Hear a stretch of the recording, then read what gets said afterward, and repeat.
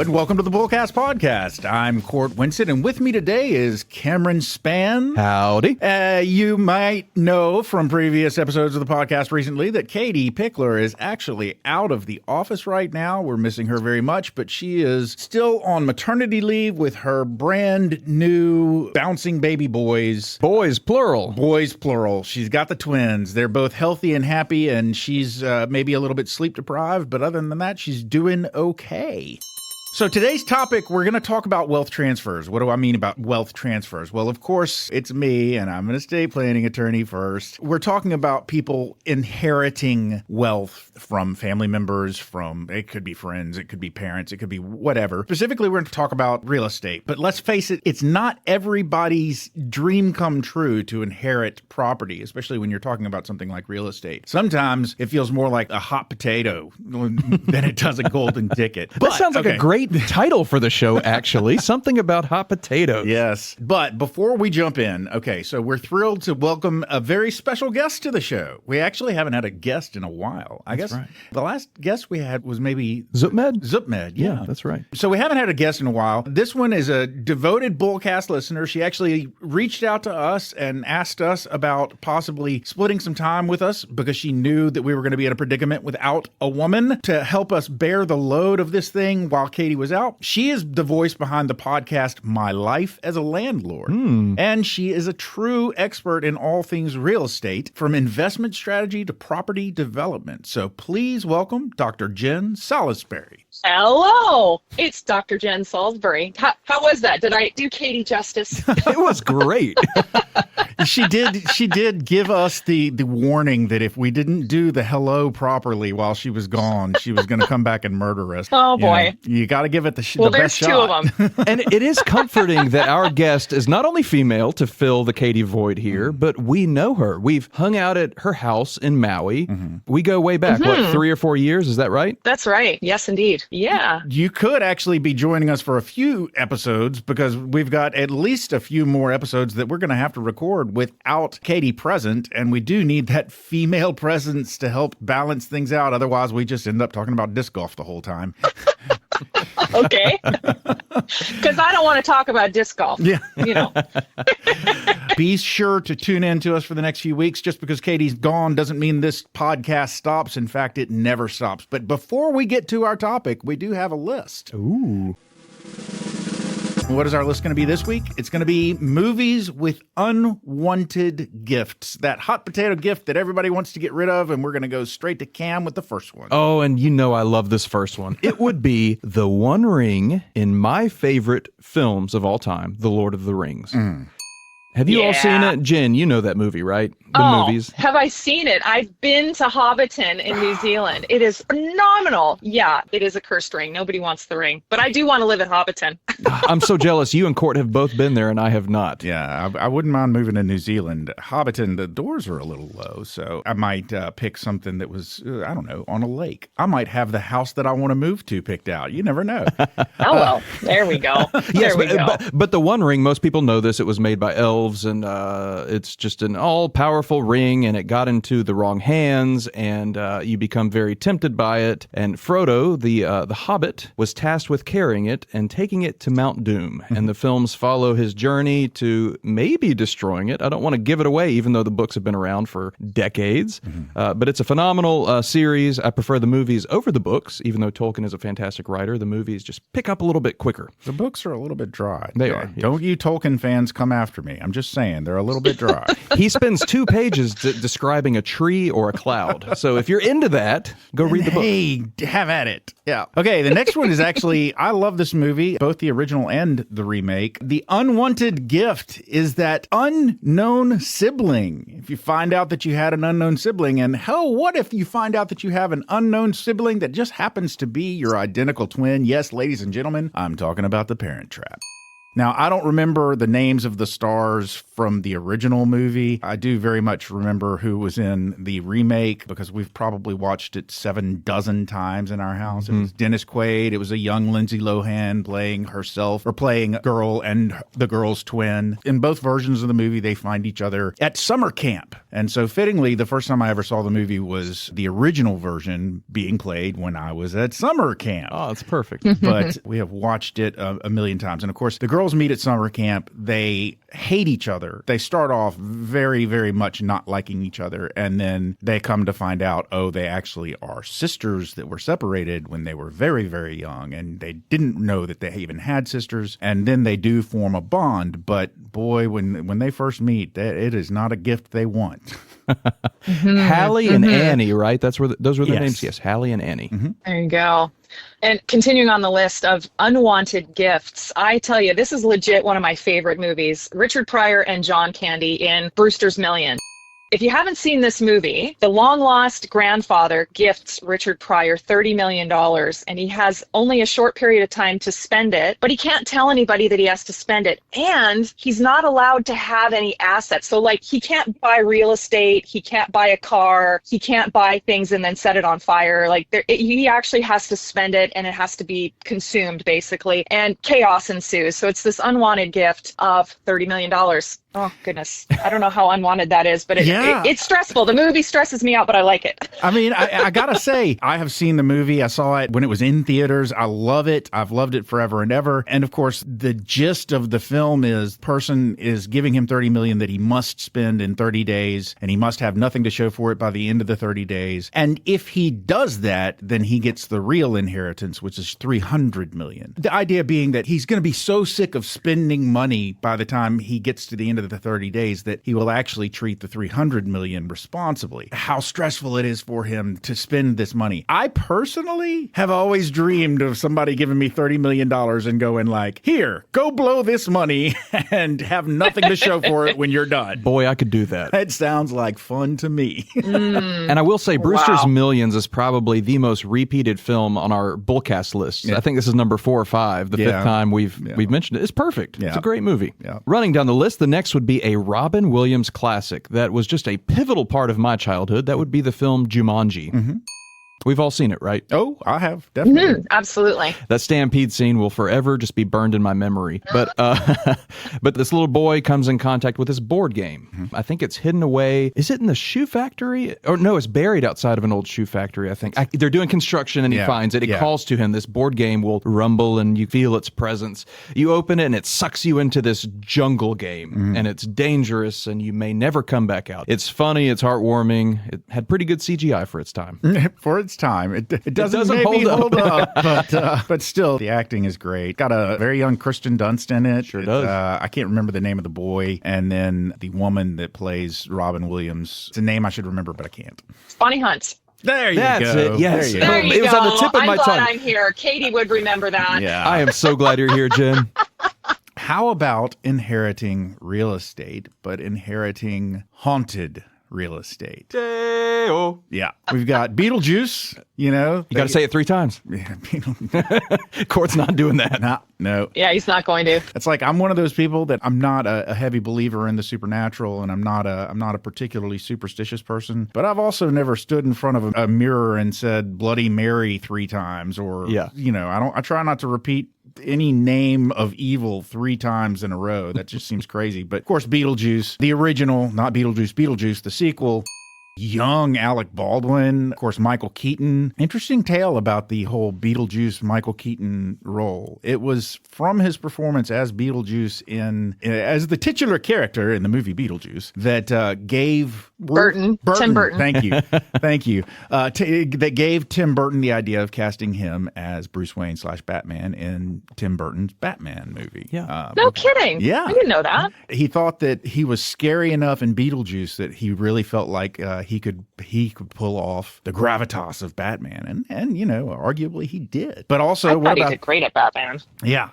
And a young Gina Davis. Wasn't she in that? Yeah, young Gina Davis, and then even younger Winona Ryder. Oh, yeah. Made up the main characters of that movie, and it was a fantastically fun movie. Love it to death. My entry on this list was a twofer, because you've also got the movie The Haunted Mansion, or I prefer the ride, the Haunted Mansion ride at Disney World. But either one, I'm actually a sucker for haunted houses, just any kind of haunted house. So I may not object to inheriting a haunted house. That might be fun.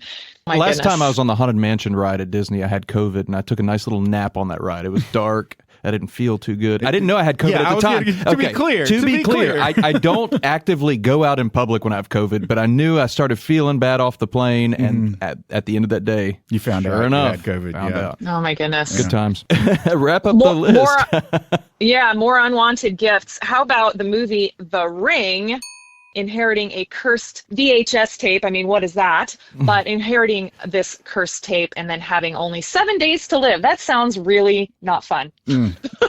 I don't do scary movies, but I do this one. I think because it's so atmospheric. Have you seen it, Court? Oh, yeah, I've seen it. I really like it. It's creepy. Directed by Gore Verbinski, one of his first. He went on to direct the Pirates trilogy, Pirates of the Caribbean. Naomi Watts in it. And, of course, as Jen said in the description, this VHS tape that has creepy things on it. And 7 days later, you get a phone call, and Samara crawls out of the well and kills you. Doesn't she crawl out of like a TV or something? She does, okay. Yes. Okay, so I want to specifically shout out to another one of our regular listeners. Shelby Butterfield did an extraordinary, I can't remember if it was for Halloween, but she did an extraordinary, scary costume dress-up thing. She works away from us, so she had to send us the video, and it was a video of her dressed up as the girl from The Ring crawling out of a TV. It was spooky as heck. Oh, man. Hey, that's a good list. This may be one of my favorites because I've actually seen a lot of these. Good times. That is our list. I know of many more haunted house movies that we could have added on there. And it's ironic because that's what we're going to be talking about today is inheriting real estate. And I would absolutely agree that inheriting a haunted house is not something ideal, but that's not the only issue when you're inheriting real estate things. So there's my segue. I love it. Jen, Court pitched you a little bit before you came on. Do you want to tell the listeners a little bit more about you? My husband, Michael, and I are landlords both in the U.S. and in Canada. And my podcast is My Life as a Landlord. And on the podcast, we explain how on earth we are remote landlords wherever we go. I mean, we live in Maui, but we also operate in Canada. We're supporting the fire recovery on Maui, but we're also building a tiny home park in Canada. How on earth do we do that? How do we do it successfully? How do we do it remotely? All of that is explained in our podcast. So yeah, Salisbury's do really difficult things, and we really like providing housing to people. That's us. When you live on Maui, you do have to come up with ways to do a lot of stuff remotely, I would imagine. That's true. It's logistically challenged, we'll say. We live on the west coast of Canada as well, in British Columbia. It's 2 ferries away from Vancouver, and so it's not quite as logistically challenged to Maui in some ways, but it's definitely got its own issues. But the biggest thing is that you got to have your system set up. I mean, we talk a lot about remote systems. We talk about, tenant screening and getting through all the odds of making sure you have right tenants, supporting your team, supporting your staff, and really figuring out the words to say, how to conquer awkward conversations. And there's other things that we do as well that I know people ask us about all the time. And so that's why we created a podcast. I didn't just wake up one day saying, I think this is a good idea. It was just so amazing, the amount of people asking questions, that we just said, let's do something. And originally we said, let's create a YouTube channel. And our daughter, she said, no, you need to create a podcast, which ironically, we also have a YouTube channel because of the podcast. But yeah, that's us.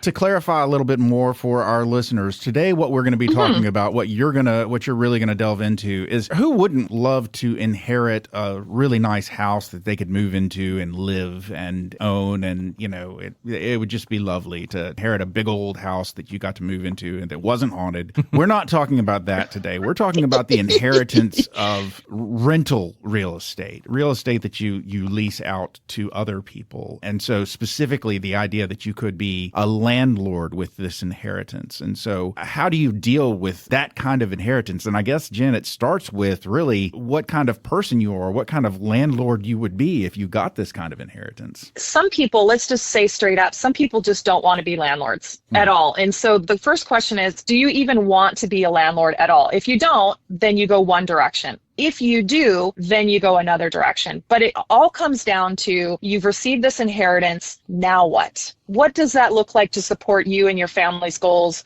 looking ahead. And, we can have different conversations about the words to say, but it really, this inheritance, in any inheritance, not just real estate, has got to support what you and your family would like to do for the rest of your lives. And that's it, is, you get this real estate portfolio. Is what kind of a landlord are you? Maybe you don't even want to be a landlord, right? Right. One thing that I'd like to just clear up right on the front end, if I can, and hopefully you'll take the bait on this one and agree with me, but I'm not a big fan of the phrase or the term, the idiom, whatever you want to call it. I'm not a big fan of people seeking passive income, because they say they want passive income, but basically what they mean is, I want to get money that I don't have to do anything to receive. And you can get passive income from a real estate investment, but it doesn't mean you're not working. Right. Mike and I joke often that passive income only exists on your tax returns. That's the only place that it's stated, is you have active income and passive income. And that's the only place that it really is truly passive, is in label only. If you've got money somewhere, your time, your energy, your attention in some way has to be on that thing, including other things like stocks, bonds, anything else, including real estate. If your money is there, you still have to have some engagement. It can't just be, receiving mailbox money once a quarter or once a month or whatever. I agree with you, Cord. It just doesn't exist in my book. Okay, so let's say hypothetically, I'm not saying for real, but let's say hypothetically that I am the person that heard you say that and went, oh, wait, there's work involved for this? I don't want any part of this. I want to get rid of this. I do not want to be a landlord. I don't want to be a landowner. I just want it off my table because I cannot handle the responsibility. You sound mighty reluctant to me, Court. Are you a reluctant heir? I completely understand that. And for someone who they don't identify as being a landlord, right? In their mind, they're not a landlord. Landlords don't align with who they are. And so they just straight up, they don't want to keep the property. They might have inherited whatever kind of real estate portfolio that are rentals, and they just don't want to be involved at all. And let's face it, most of the time, real estate assets, wherever they might be, are not normally located in that person's local area. Right. It's usually somewhere in a different time zone, in a different county, different state, different country. And so that happens often where they just mentally cannot wrap their mind around not only being a landlord, but being a remote landlord. And if you've had a 9-to-5 job your whole life, now you've got to open a business, right? Because your rentals are a business. And so you have this huge pressure to now operate all this, open bank accounts, deal with tenants. You've got tenancy laws in a different place that you may not even know about. It's a lot of pressure. And so, this would be a reluctant heir. If someone's inheriting a rental portfolio that they don't identify as a landlord and they just want the money, then let's face it, have them call me. Yeah, that's buy it. That's what I was going to say. I've had plenty of people who have come to me as heirs of someone who had a real estate portfolio, and a lot of them have said to me, I just want to sell this. I just want the money. Right. Just give me the money. That can lead to some very fast, not necessarily in the best interests of the heir, just to get it gone as quickly as possible without really taking into consideration. We're not necessarily looking for a 4th of July fire sale here, right? And there are real estate investors all over the place that are looking for exactly the scenario. This would be what's called a distress sale in some way, whether new owners are not interested in it, or more likely they've got memories or some kind of emotion tied to one or some of those properties where it's like they almost can't bring themselves to sell it or improve it or be involved with it. They've just got to cut those emotional ties. And so the reluctant heir is, okay, great, I've just inherited, name the relative's portfolio. Now what? If they just want the money, they just have to be very, very strategic and very careful. But again, it also takes emotional ties, because even to get that money isn't just, somebody stroking them a check and here's your money. There's still involvement to get the properties sold, and to not just fire sale them. You've got to really negotiate, or find a realtor that is going to negotiate on your behalf, especially if you're going to sell them as a package, right? If you could find, and I assume you could, find buyers out there who are interested in buying a complete portfolio, then side note here, most of your investments are in multi-unit dwellings. You don't have a portfolio of single-family houses that you rent, do you? That's right. No, we typically don't do single-family dwellings.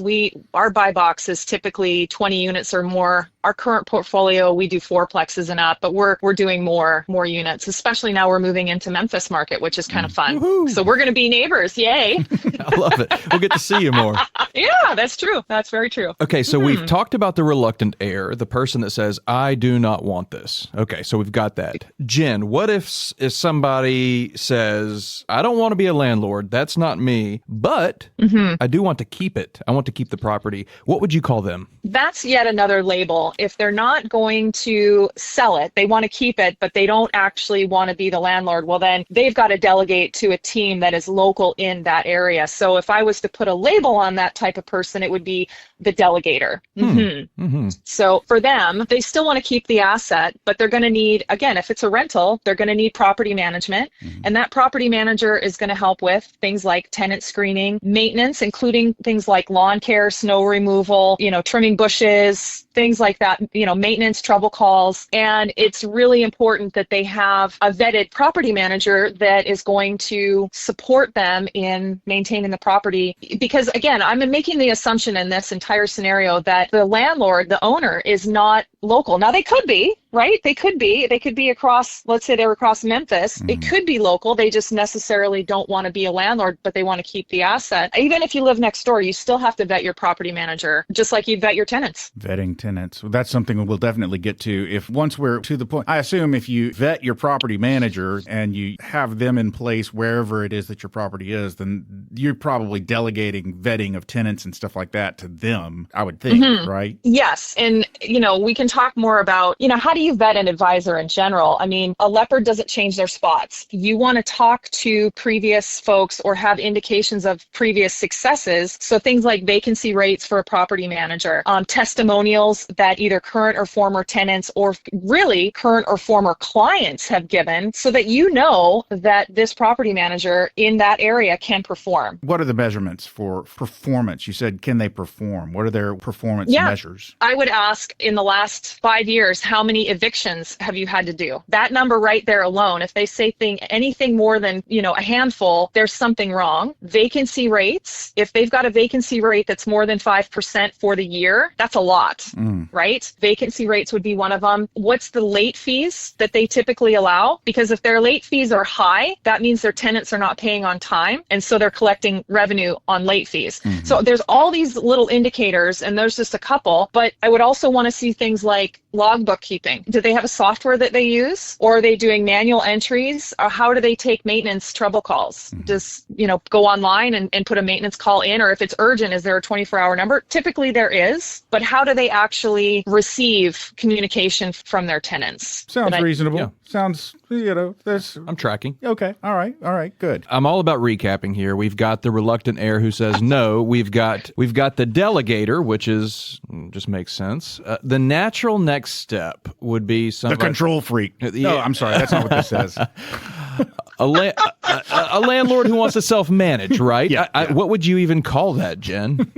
A self-managing landlord or a do-it-yourself investor, DIY investor. Would you say that's the most common? It can be. I've seen this not necessarily just in inheritance situations, but also in a neighbor wants to sell their house and they literally walk next door and say, hey, I want to leave and I don't want to deal with a realtor. Do you want to buy my house? And so then a landlord who doesn't necessarily know about property management, not necessarily, will end up buying the neighbor's house and turning it into a rental. This scenario could be not just for inheritances. The problem then is it's super hands-on. It doesn't necessarily have to be next door, but definitely in your local area. If you're going to be a hands-on self-managing landlord, you're going to have to be able to respond very quickly. I mean, I wouldn't want to be any more than, say, an hour away, and even an hour.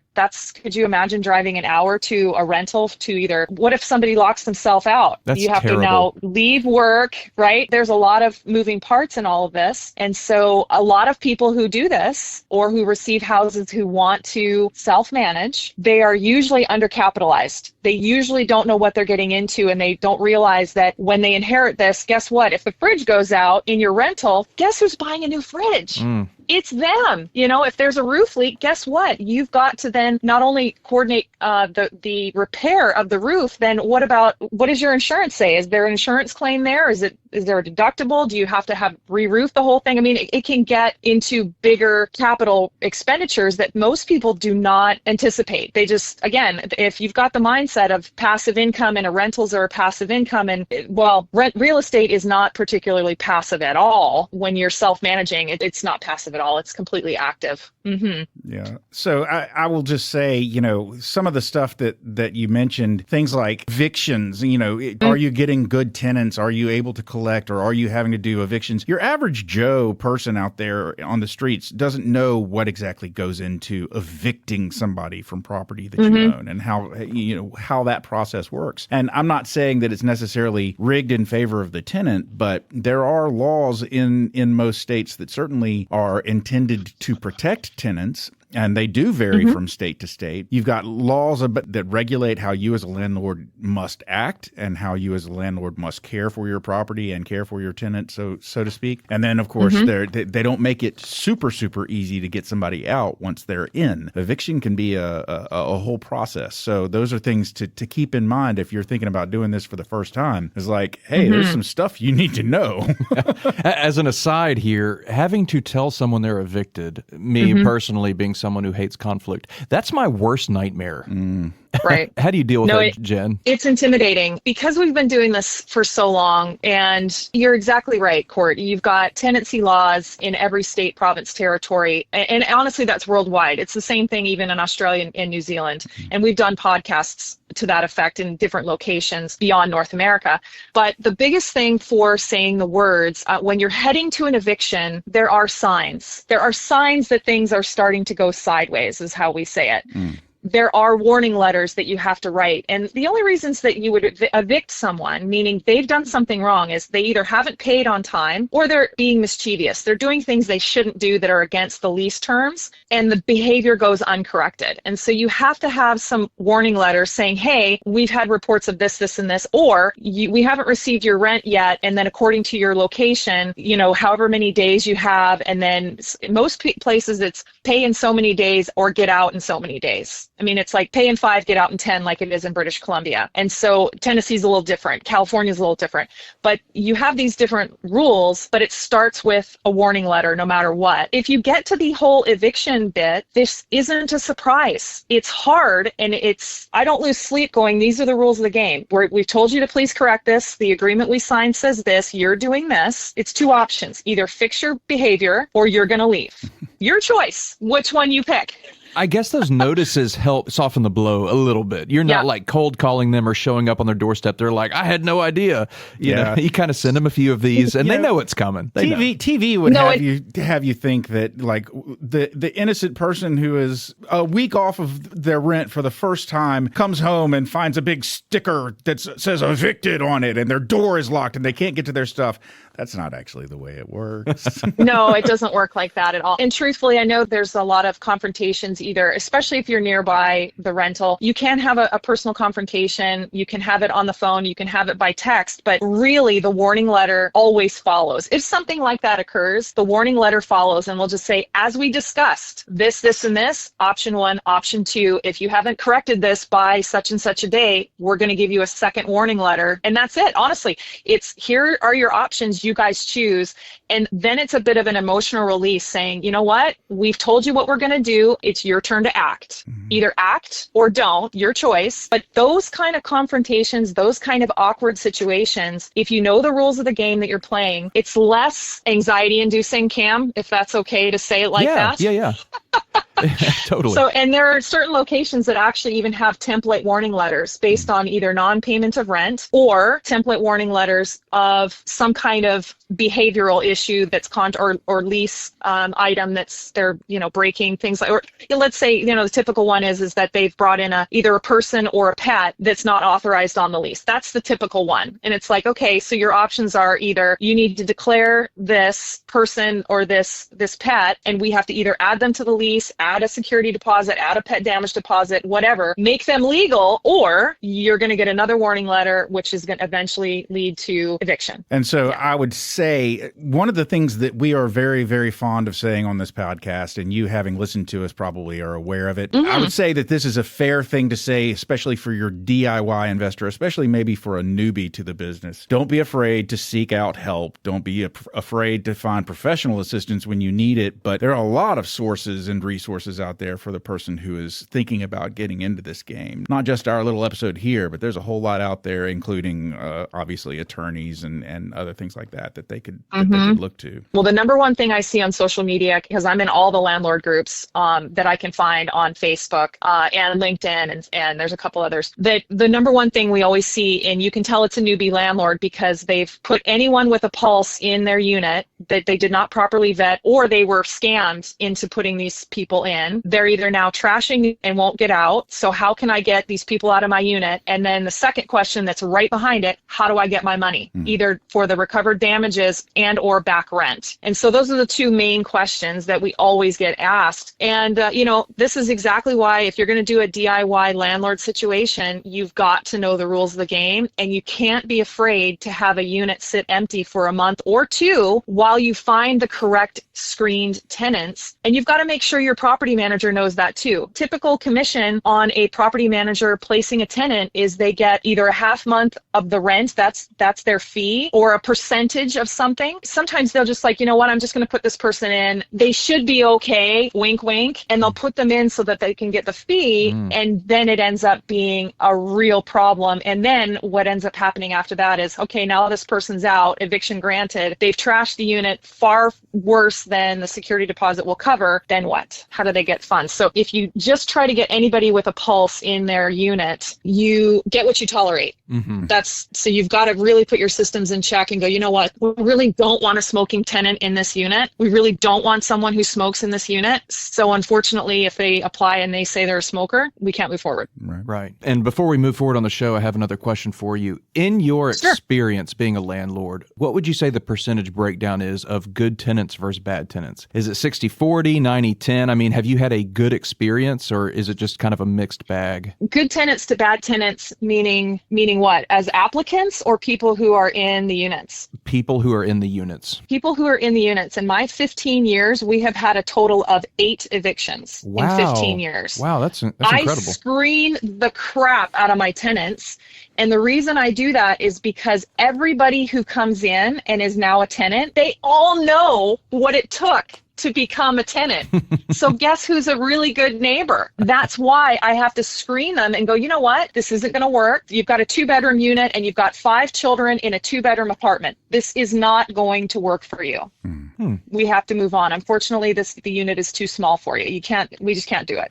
Or, another issue, especially now where the rent amount is so high that it's too high for people to afford. The affordability crunch for the tenants is a real thing. And that's, I would say, worldwide at this point, because rents keep going up, because costs keep going up, interest rates, property taxes, we could go on, insurance, HOA fees, all of that. And so that means, corresponding rents have to go up, and can the tenants afford it? So back to your question, good versus bad tenants, I would say 98% good. I've had a total of 2 drug lords that were apparently fixed better, non-drug lords, and then became drug lords again in the unit, and they weren't there for very long. Well, both of them were gone quickly. We will discuss that specifically in BullCast After Hours. Okay, in our final landlord scenario, we have the individual who says, I am a landlord, but I do not want the hassle like my DIY friend over there. Do you want to talk about this type of individual, what you would call them and what it means? If you've got someone who is really strategic and they have really planned out what their future looks like for their family, they know exactly how they're going to blend their financial portfolio, and this inheritance that they've now gotten really aligns with where they're all going. And so this strategic investor is way more forward thinking. And that is really who I hope your listeners are and who they know in their networks, because if you're strategic about what you're thinking, this inheritance isn't really a hot potato. It is something that you want. It is something that you can use, that you can manage with the right people. And you want to make sure that the emotional attachments to these properties, yes, you're still going to have your memories and you're still going to have all these different memories of the properties if they were familial and things like that.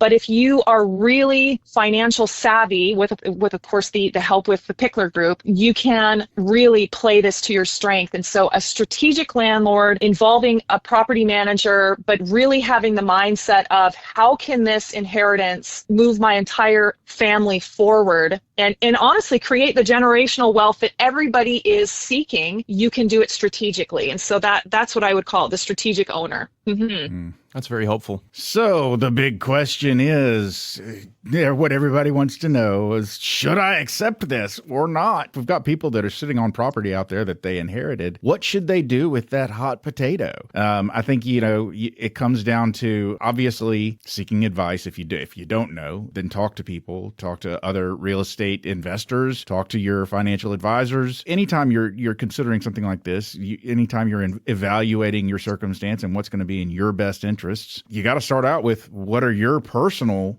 goals? What are your skills? What makes sense to you? Not just, and a lot of people are going to look at what makes sense to them emotionally, but also you have to look at what makes sense to you and in terms of financial logic and actual rational rather than emotional attachment. But you got to evaluate, you got to consider, right? I mean, I'm not saying anything groundbreaking here. Yeah. Do you have anything to say on that, Jen, just as far as evaluation goes? And for some people, it may be that this inheritance, whatever it is in the real estate portfolio that they've just inherited, maybe it does make sense for them to sell. Maybe they want to do something else elsewhere. Maybe they want to take the money and roll it into a mutual fund portfolio or whatever it may be that makes sense for them. Getting a third party to help, like a financial advisor, for sure. But if they're interested at all in trying to make the decision of should I keep this property or not, other real estate investors in their local area are not hard to find. They're not hard to find at all. There are meetups either online or in person, wherever your listeners are, that can help them make this decision and say, look, maybe you should keep it, or I have a buyer for this property, or maybe not for that one. At least the conversation keeps going. It can be overwhelming though, but they got to be prepared for that. Well, let me ask you something. This is coming from somebody who has severe social anxiety. Would you say the group that we're talking about, real estate investors, are they a relatively friendly bunch? My concern is that I would look for help and I would instead stumble across someone who was looking for a dupe to take advantage of. So, I mean, would you say that there are a bunch of you out there that are really nice and willing to help others that are looking to get into this? There are all kinds in every group.